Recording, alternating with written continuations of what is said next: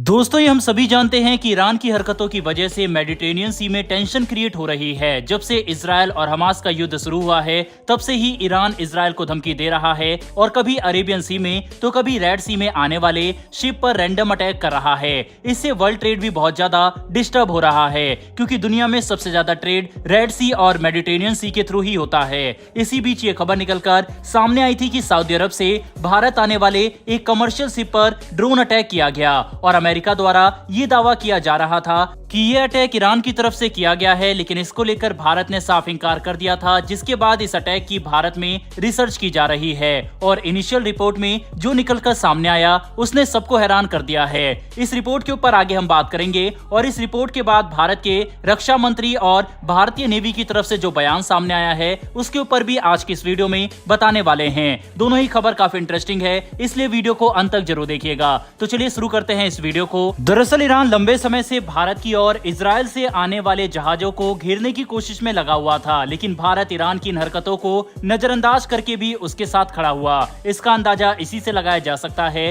कि जब यूएन में ईरान के खिलाफ रेजोल्यूशन लाया गया तो भारत ने ईरान के पक्ष में वोट दिया था। बता दें ये रेजोल्यूशन ईरान में ह्यूमन राइट्स को लेकर लाया गया था और स्पेशली ईरान के अंदर एक बहाई कम्युनिटी के लोगों को लेकर था। इस रेजोल्यूशन को रशिया और चीन ने वीटो करके गिरा दिया था, लेकिन इसके बावजूद टोटल 35 देशों ने इसके खिलाफ में वोट दिया, यानी कि ईरान के पक्ष में वोट दिया।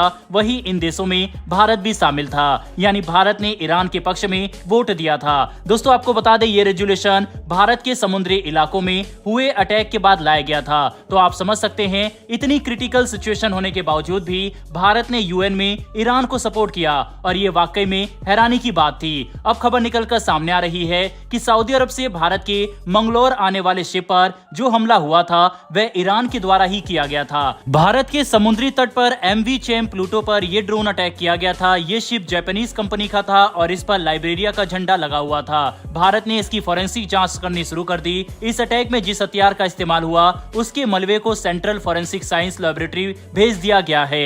ये लेबोरेटरी पुणे में मौजूद है। अब यहाँ से जो शुरुआती रिपोर्ट सामने आई है उसमें बताया जा रहा है कि इनिशियल डाटा के अकॉर्डिंग एमवी चेम प्लूटो पर जिस ड्रोन ने अटैक किया वो ईरानी ड्रोन था। ईरान ने शिप पर अटैक करने के लिए शाहिद 136 ड्रोन का इस्तेमाल किया था जिसकी रेंज 2500 किलोमीटर है। तो एक बात तो साफ है कि इतनी ज्यादा रेंज होने की वजह से ईरान बहुत दूर रहकर भी भारत की शिप पर अटैक करने में सक्षम था। ये ड्रोन अपने साथ 50 किलो पेलोड कैरी करके भी ले जा सकता है। हालांकि अभी इस पर कोई ऑफिशियल कंफर्मेशन सामने नहीं आया है, लेकिन शुरुआती रिपोर्ट में जो जानकारी सामने आई है उसी के हिसाब से हम आपको बता रहे हैं। वही बात करें ईरान के द्वारा इस तरह का हमला क्यों किया गया, तो उसके पीछे की वजह साफ है। ईरान भारत पर दबाव बनाना चाहता है और वह चाहता है कि भारत समेत सभी देश इजराइल पर प्रेशर बनाए और उसे गाजा पर अटैक करने से रोके, क्योंकि लंबे समय से ईरान इजराइल को धमकी दे रहा है। वहीं इसके अलावा इजराइल ने हमास पर जो अटैक किया था इसको भारत ने सपोर्ट भी किया था, जिसकी वजह से ईरान भारत से नाराज था